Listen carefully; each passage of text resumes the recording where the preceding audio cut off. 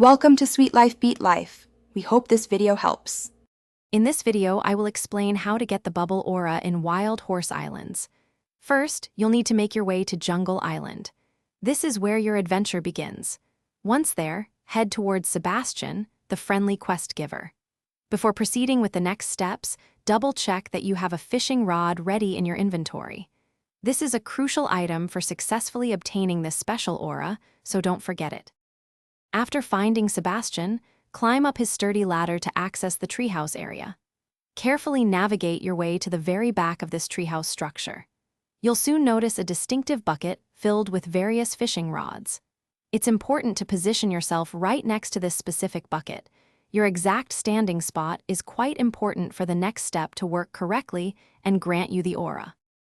Now, from your elevated position, look down into the water below. You should clearly see some distinct, shimmering bubbles. Carefully aim your equipped fishing rod and cast it precisely into these bubbles. Wait patiently for the fishing animation to complete its cycle. When you successfully pull up your rod, you should immediately receive the special bubble aura as a secret, exciting item for your collection. Remember, the bubble aura is a unique item you can only acquire once per account in Wild Horse Islands.